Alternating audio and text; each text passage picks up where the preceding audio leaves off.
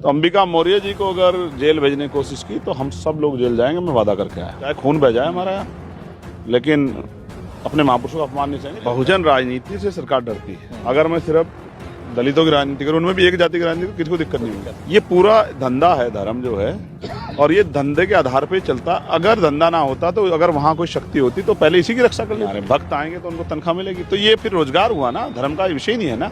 क्योंकि कोई ईश्वर अगर कहीं है तो वो नहीं चाहता कि मेरे नाम पे इस तरह का बंदरबाट हो और मेरे नाम पे लोग करोड़पति अरबपति हो जाएं।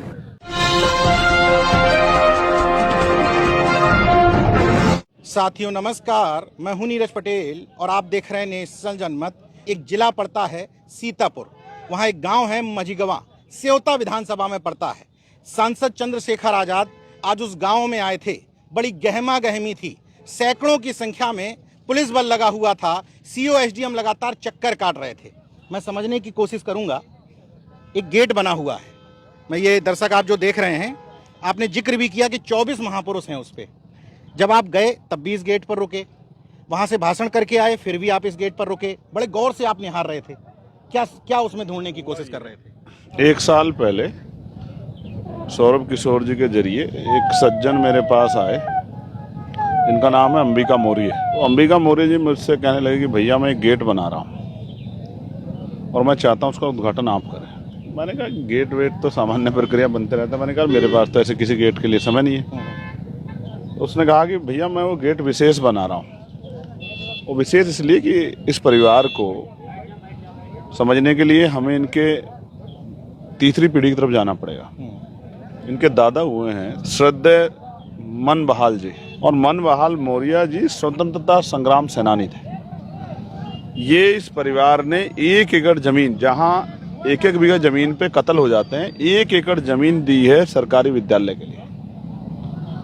तो जब मैंने इनके परिवार के बारे में जाना और मैंने गेट के बारे में जाना कि भाई गेट कैसा बना रहे बताओ, तो जब मैंने गेट के बारे में जाना तो मुझे अचरज हुआ कि अखंड भारत के निर्माता सम्राट अशोक महान के नाम पे वो गेट बना रहे हैं और उसमें वो चंद्रगुप्त मौर्य जी की प्रतिमा लगा रहे हैं। चलो ये तो मौर्य समाज का आदमी है, चलो लगा देता है, कोई बात नहीं भाई।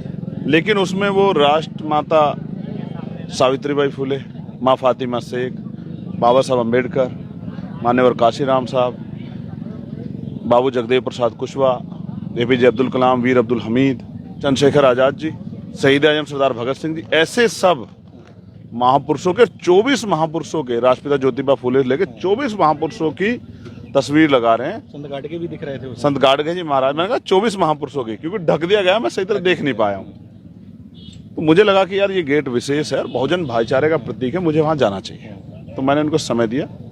जब समय दे दिया तो ये गेट 2.5 साल से बन रहा था, तो इसका उद्घाटन का समय आज 18 तारीख का। तो यहाँ पता लगा कि साहब ये अवैध है, ये है या वो है। तो मैंने उनसे पूछा कि भाई, क्योंकि वकील हूँ, कि भाई आपने प्रक्रिया क्यों नहीं फॉलो की? तो उन्होंने कहा मैं सारे दफ्तरों में गया, 18 लाख रुपए ग्राम के लोगों ने इकट्ठा हुए, मैं गया। उन्होंने कहा स्वतंत्र पंचायत है आपकी, आप बना सकते हैं, कोई दिक्कत नहीं। लेकिन असल बात ये हुई कि उसका उद्घाटन पहले तो बहुजन महापुरुषों के नाम, मौर्य अगर बना दे, मौर्य किसी महापुरुष के नाम पे गेट, कोई क्या फर्क पड़ता है। लेकिन उसमें डॉक्टर अम्बेडकर, फूले, साहू, काशीराम अगर उसमें हो, बाबू जगदेव उसमें हो, संत गाडगे जी उसमें हो और माँ फातिमा शेख हो, जब इतने महापुरुष हों तो तकलीफ होनी अनिवार्य है।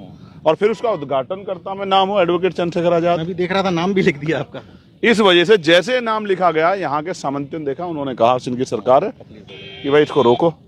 तो उन्होंने पे कागज उनके हैं, कलम उनकी, खुशी बना दो। चाहे किसी का घर तोड़ देते हैं, किसी बुलडोजर चलाते हैं, किसी की जमीन जो है माफियान छीन ले, कोई पूछने वाला नहीं। कोर्ट में भी कहाँ सुनवाई हो रही है। तो उल्टा रात उन पे मुकदमा लिख दिया। अब जब उन पे मुकदमा लिखा गया तो मुझे लगा कि ये समय है अपने साथी के जाके साथ खड़े होने का, वरना लोग ये सोचेंगे कि भाई कोई साथ तो खड़ा नहीं होता। तो मैं उनके परिवार से मिलने आया। गेट का उद्घाटन होना हो, लेकिन अपने परिवार से मुलाकात हो जाए। अब मुलाकात करके लौट रहा हूँ, उस गेट को देख रहा हूँ जिसका उद्घाटन मुझे करना था, जिसमें शहीद आजम सरदार भगत सिंह की तस्वीर अभी तक लगी भी नहीं थी। वो कल लगनी थी, मतलब परसों, वो इन्होंने लगने नहीं दी, रोक दिया, उसको ढक दिया। जबकि मैं वहां से यहाँ तक आया हूँ, सैकड़ों गेट ऐसे हैं जो बने किसी के बाप के नाम, किसी दादा के नाम, किसी चाचा के नाम पे, किसी प्रधान के नाम पे, किसी XYZ किसी भी नाम पे बने हैं, लेकिन उनकी शायद किसी की जांच नहीं होगी। लेकिन ये मौर्य जी ने बना दिया और उन्होंने एक संविधान पार्क भी बनाने का वो किया है। तो इस वजह से आपत्ति हुई सामंतियों को, उसको रोक लगा दी गई। मन से आपने सीधे शब्दों में चुनौती भी दे दी कि अगर जेल भेजोगे तो जेल भरो आंदोलन हाँ करेंगे। करेंगे। और मैं आपके मंच पे कह रहा हूँ, आप जानते हैं मेरी बात अटल सत्य है। अगर स्वामी अंबिका मौर्य जी को, स्वामी प्रसाद मौर्य जी याद आ जाते हैं मेरे, क्योंकि वो वैचारिक भाई है मेरे। तो अंबिका मौर्य जी को अगर जेल भेजने की कोशिश की तो हम सब लोग जेल जाएंगे, मैं वादा करके आया हूँ। अच्छा। हाँ, और मुकदमों से नहीं डरते हम लोग। जब मेरे सामने उस आदमी ने कहा कि अगर मेरे ऊपर गोली भी चलेगी मैं गोली खा लूंगा, लेकिन अपने महापुरुषों का अपमान नहीं होने दूंगा, उसको कैसे अकेला छोड़ दूंगा। यशवंत मौर्य कल आए थे, वो कह रहे हैं साहब चाहे खून बह जाए हमारा यहाँ, लेकिन अपने महापुरुषों का अपमान नहीं सहेंगे। जब वो लोग खड़े हैं तो मैं कैसे हट जाऊंगा पीछे भाई। मुझे याद आ गया, मैं इलाहाबाद में भी था जब आप पाल समाज की बेटी के इंसाफ के लिए जा रहे थे। मुझे लगता है ये कॉम्बिनेशन बड़ा घातक हो जाता है क्या इस सरकार के लिए, कि एक एससी वर्ग का कोई व्यक्ति ओबीसी एंगल जहां आता है तो उसको लगने लग खतरा महसूस होने लगता है। बहुजन राजनीति से सरकार डरती है। अगर मैं सिर्फ दलितों की राजनीति करूं, उनमें भी एक जाति की राजनीति करूं, किसी को दिक्कत नहीं होगी। दिक्कत नहीं है। अगर मैं पिछड़े अति पिछड़े मुस्लिम समाज की, जैसा मैं एनआरसी में गया तो मुझे पकड़ा गया तो कहा दलितों की लड़ाई लड़ो ठीक है, लेकिन मुसलमानों की लड़ाई लड़ोगे उससे तो इलाज हो जाएगा। और मुझे मारा गया खूब। तो मैं समझता हूँ कि जब मैं पिछड़े वर्ग के अधिकारों की लड़ने जाता हूँ, क्योंकि मेरा ही परिवार है, मुझे याद है, मैंने इतिहास पढ़ा है, राष्ट्रपिता फूले से लेके ईवी पेरियार, रामानायक शंकर, प्यारेलाल यादव, महामना रामसु वर्मा चौधरी, महाराज सिंह भारती, संतराम बी प्रजापति, साहू जी महाराज, मैंने उनको पढ़ा, मैं जानता हूँ कि यहाँ से यहाँ तक के सफर में उनका योगदान है, तो मैं कैसे भूल जाऊंगा भाई। जब आप गर्व से बड़े उससे कहते हैं कि मैं सम्राट अशोक का वंशज हूँ, क्या भाव होते हैं ये कहते हैं? भाव देखिए, गौरव के भाव हैं। जब आपके महापुरुषों ने अपने त्याग, अपने बहादुरी, अपने पराक्रम से लोहा मनवाया हो दुनिया में, तो उनका वंशज कहने में तो पराक्रम महसूस होता ही है। लेकिन जब हम वो सिर्फ देखिए उनके पराक्रम को याद करके काम नहीं चलेगा, तो हमें पराक्रम दिखाना पड़ेगा ना, भाईचारा बनाना पड़ेगा और लूटे पिटे लोगों को उनकी आवाज बनकर उनको आगे मजबूत करना पड़ेगा। ये हमारा दायित्व है। आपने लूटे पिटे शब्द कहा तो पता नहीं अचानक से उत्तर प्रदेश में बैठे हैं आप, तो लूट शब्द से पता नहीं क्यों अयोध्या की याद आ जा रही है इस समय। वहाँ लूट नहीं, वहाँ डाका पड़ा है। डाका पड़ा है। क्योंकि लूट तो उसकी एक सीमा होती है, डाके की सीमा नहीं होती, तो निरंतर होती रहती है। देखो उन्होंने एक चीज स्पष्ट कर दी, अगर अब भी लोगों की आंख ना खुले, मैं साइंटिफिक टेम्परामेंट को मानता हूँ कि वहाँ जो ये खेल हो रहा है, उनको पता है, जो लोग इस खेल कर रहे हैं, कि कोई देखने वाला नहीं, कोई रोकने वाला नहीं, इस तरह का कोई शक्ति नहीं जो हमें इस अपराध को रोक दे। ये पूरा धंधा है धर्म जो है, और ये धंधे के आधार पे चलता। अगर धंधा ना होता तो अगर वहां कोई शक्ति होती तो पहले इसी की रक्षा कर लेती है। इस तरह का भाई लोगों के चंदे के साथ, लोगों की मेहनत कमाई का, उनकी आस्था का खिलवाड़ ना होने देती। तो मैं तो मानता हूं ना कि ये सब खेल इसलिए किया गया है, धर्म का खेल इसलिए किया गया है जिससे लोग मुख्य मुद्दों पर ना जा पाए।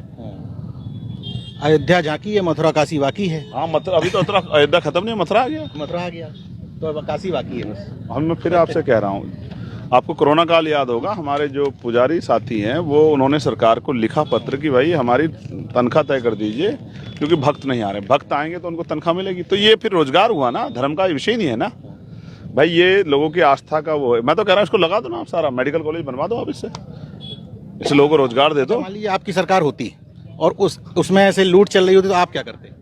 लूटने वाले, पहले की बात तो इस नाम पे लूट नहीं होती, राम के नाम पे लूट नहीं होती। आप समझे, हम किसी की आस्था के खिलाफ नहीं है, लेकिन राम के नाम पे लूट नहीं होने देंगे, पहली बात। दूसरी बात, लूट करने वाला चैन से नहीं सोएगा। और तीसरी बात, बिना एफआईआर के एसआईटी नहीं बनती है। पहले एफआईआर तो प्राथमिकी तो दर्ज करो, तभी तो जांच करो, और करो जांच। मैं फिर आपसे कह रहा हूं, हम हर इस तरह के पैसे को जो जनहित के काम में, क्योंकि कोई ईश्वर अगर कहीं है तो वो नहीं चाहता कि मेरे नाम पे इस तरह का बंदरबाट हो और मेरे नाम पे लोग करोड़पति अरबपति हो जाएं। इस पैसे का सही उपयोग होना चाहिए। हॉस्पिटल बने, कॉलेज बने, यूनिवर्सिटियां बने, एग्रीकल्चर के फार्म्स बने, उस तरह की चीजें बने, वेंडर जोन बने, जिससे कि लोगों का भला।